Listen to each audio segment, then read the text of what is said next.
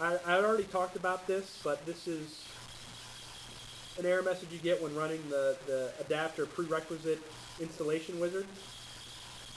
Okay, so this is basically telling you that, hey, the configurator is not installed on this server. So there's really two things that could be going on here. One is that you did not install the configurator on the server. So if that's a single server deployment, you're going to want to go ahead and install that and then run back through the wizard. And then two, if it's a split server setup,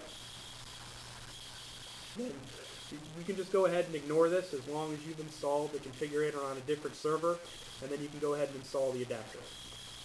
Okay, so that's one of a common question that we get. The next one, which we also saw, which was after you define your application in the inventory parameter screen, you get invalid application IDs. So there's really two things that could be going on here. One, if you remember, we had to go through and input the application ID, save the form, exit the form, and then go back into it so we could select from the available drop-downs. That I see a lot. The other thing that could be is that the name that you defined in Enterprise Manager does not match the name that you have defined in the configurator application ID. So you just want to open Enterprise Manager and just verify the name. So I always copy paste out of there just to make sure I don't have a typo or anything.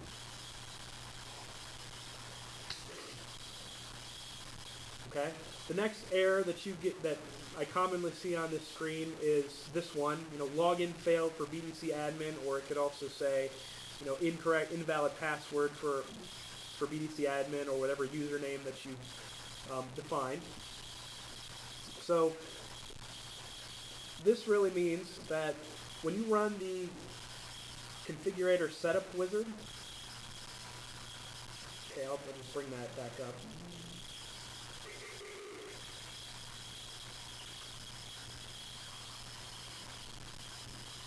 Okay, when you run this wizard and you write the instance file, it's actually putting some information in the registry that the inventory parameter screen uses to connect to the metadata database.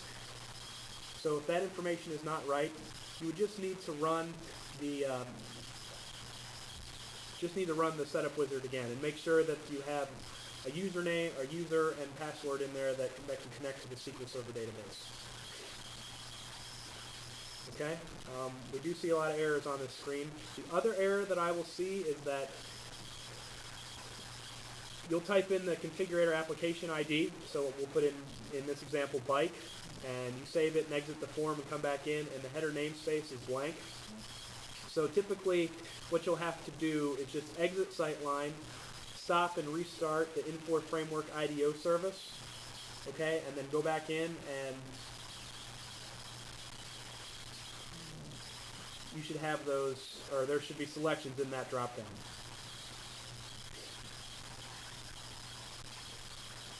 Okay? Any questions so far as we're going through this?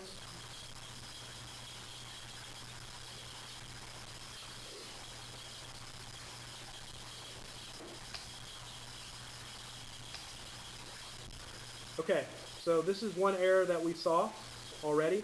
So this is when we're running through the client deployment wizard.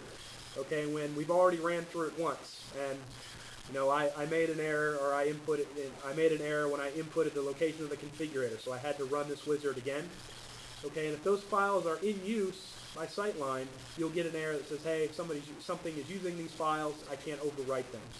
So again, if you remember, what I did was I just stopped the Infor Framework IDO runtime service, and then I ran the client deployment wizard, okay, and it allowed me to overwrite those files. That typically works. If it doesn't, I just go and delete all the host services file and the bydesign.config file from those Infor Syteline directories, and then run the wizard again. Okay, that's kind of the other step that I do if the first one does not work.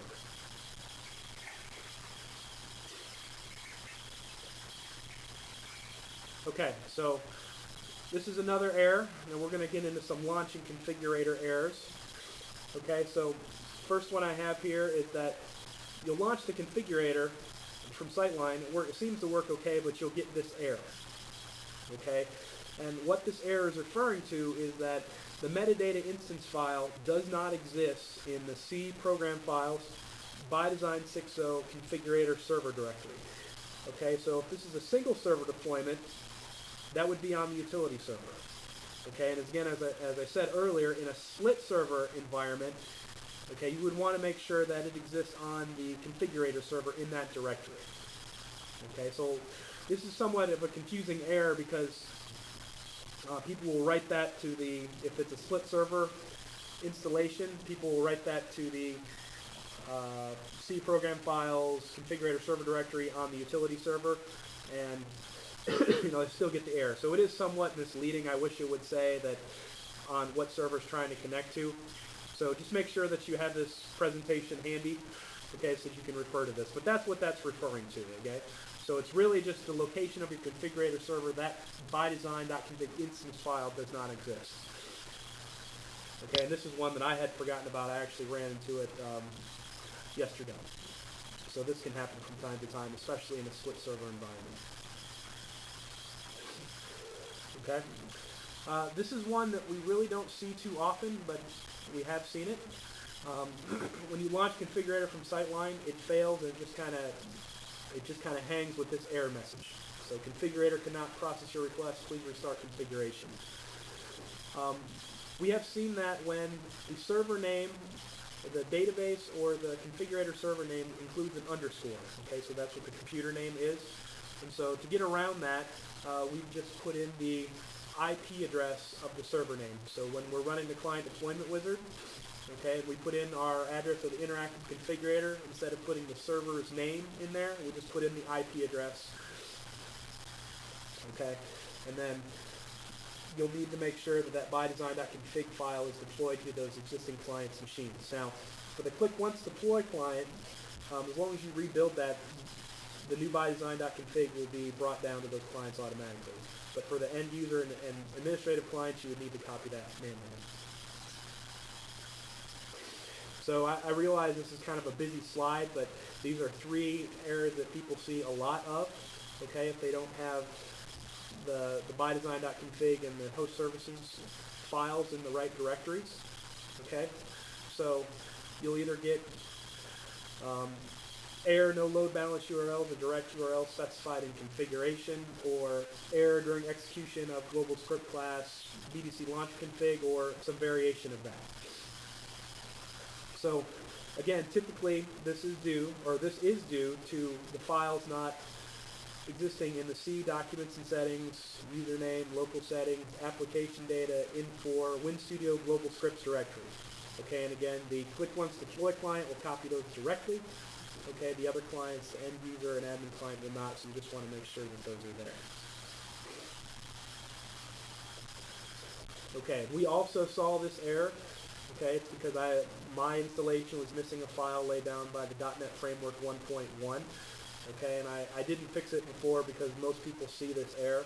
And again, you'll just need to run, there's a vs paradis in .exe on our installation CD. Okay, in the support folder, you just run it. Sometimes you'll have to close the Syteline client and open it back up to recognize that this file has been laid down. Okay, but this is something else that we see a lot of. Okay, so